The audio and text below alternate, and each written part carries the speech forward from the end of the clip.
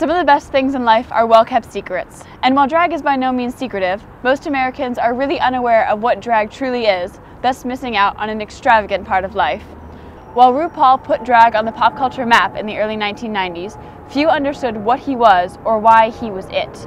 I sat down with two drag queens, Shi-Queeta-Lee and Connor James, and an LGBT scholar, Dr. Robert McRuer, and found out everything that you didn't know that you needed to know about drag. Let this be your lesson. Welcome to Drag 101.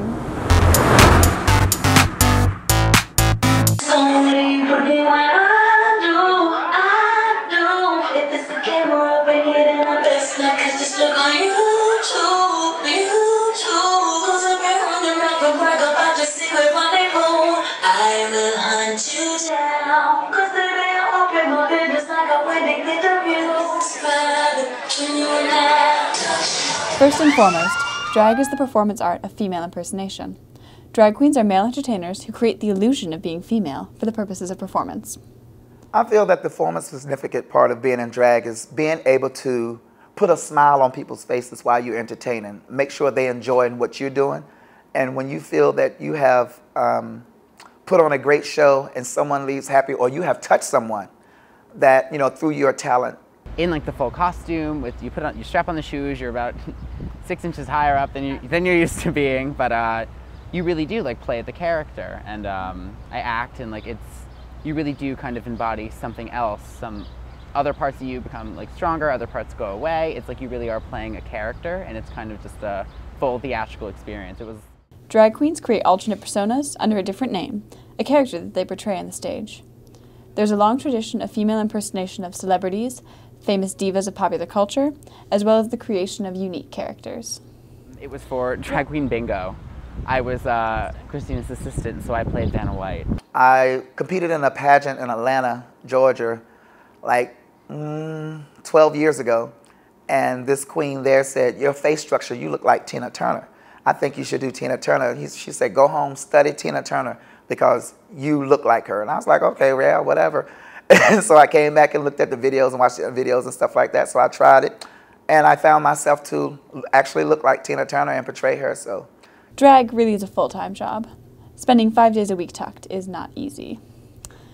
With performances multiple nights a week, costume creation, makeup, physical upkeep, creating and rehearsing performance routines, and getting bookings for different venues, being a drag queen takes a lot of time. Walk us through a performance night for you, sort of starting from first call when you're getting ready towards when you go on stage. Getting ready for a show. First of all, I have to find the music, the song I'm going to do or whatever like that, and see if I have any costumes in my closet that'll go with that song. If not, I get on the sewing machine 2 or 3 hours before the show and whip up a costume and outfit. And then I pack my car and I get to the club, and I get there like an hour and a half early to make sure I have everything together and laid out, and I start doing my makeup. It takes anywhere from like 15 to 20 to 30 minutes to get in full drag. When I first started out, it took anywhere from an hour to 2 hours.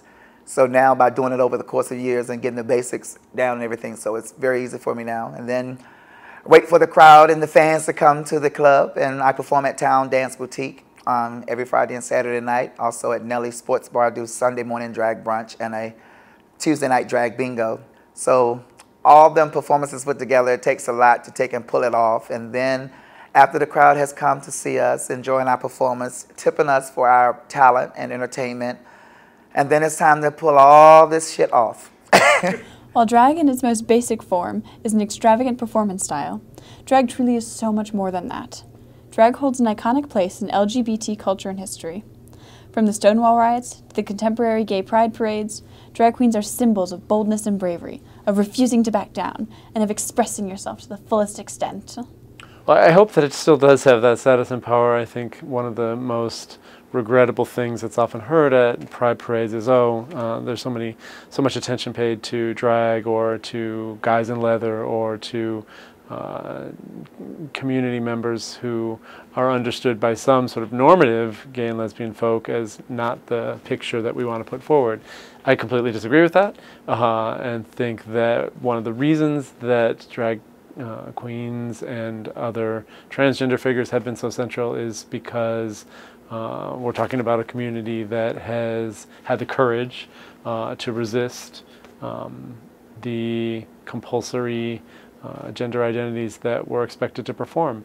And that courageousness and flamboyance is a form of resistance to heterosexual hegemony and the ubiquity of heterosexism and homophobia. Like the rest of the LGBT community, drag queens have been faced with constant adversity.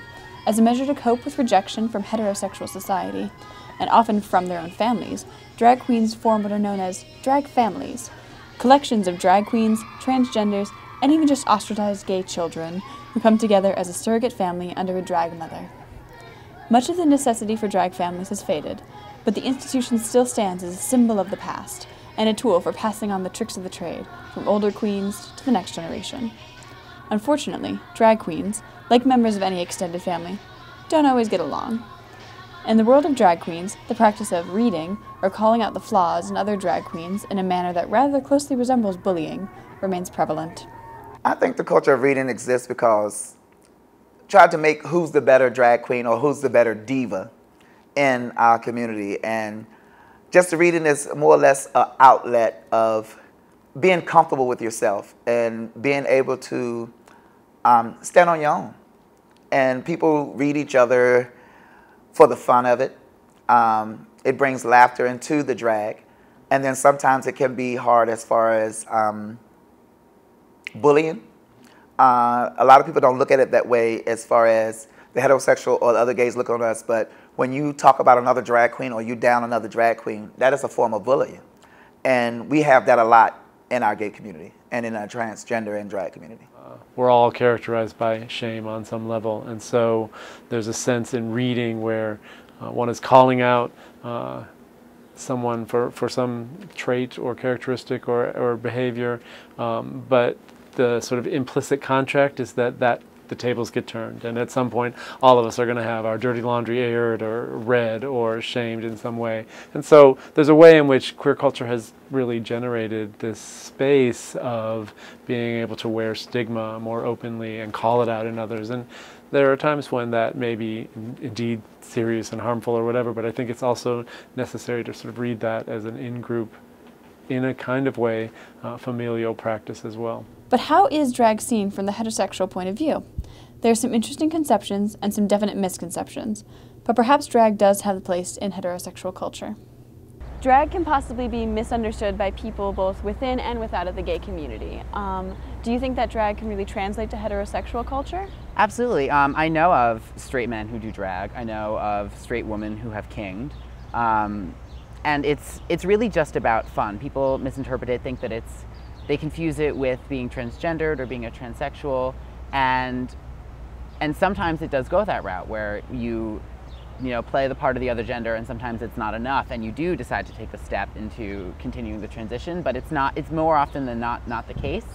And of course, we're always supportive if someone does make that choice, but 99% of the time, we're men in dresses, and at the end of the day, we go home and we wipe off all the makeup, and but in like this, I don't know, why not? I've seen a lot of like straight guys for Halloween, would just be women, but be parodies, and they think it's fun. So clearly they're into it in at least a little bit of a way. RuPaul has spoken before about finding acceptance in popular culture in the early 1990s. The atmosphere was a little bit more open and accepting, but says that this is sort of closed off. Now with the success of things like the No Hate campaign, more discussion about gay rights and RuPaul Drag Race, do you feel that society's aperture is opening up? Yes, I think it will. I find that it accepts now because of RuPaul, like you were saying about her show, has opened the doors. It's in middle of America now. Now they know about drag, where a lot of people didn't even, they hear about drag queens or they hear about gays and stuff like that, but it really wasn't known or in the media. Now you can see it everywhere. And to look at RuPaul, she has billboards all over the United States now. And you go to Times Square in New York, she has a gigantic billboard. So you can't walk by and not see or notice that that's a drag queen or a man in a dress. And when she's advertising her show, how she has the different drag queens and stuff on the show, and we are out now in the public eye, and the doors has opened tremendously. And for America to look at us now, it's more or less like me, for instance, today. I'm in drag in the daytime walking downtown at George Washington University. I would never done that 4 or 5 years ago. So I think America is now more accepting to our drag culture and career? I think it's probably difficult to say whether it's positive or negative because it does both things at once. I think it would be impossible for me to say, oh, it's negative to have so much representation of drag in popular culture. I would never say that. At the same time, that I think that at times capital's appropriation of queer practices kind of tames them, domesticates them, takes away their sort of radical critical edge. And so I would love to see more representations of sort of gender queer practices or drag practices or transgender practices that don't make the movie theaters or HBO channels or whatever. I'd like to see more of those out there that are not so contained, domesticated for consumption.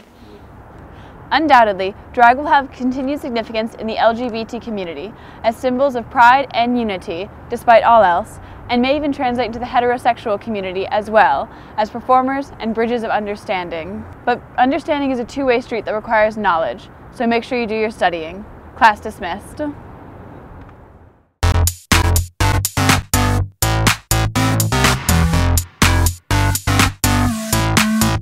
Everybody wants her, Miss Sexy in the city. She's on the prowl.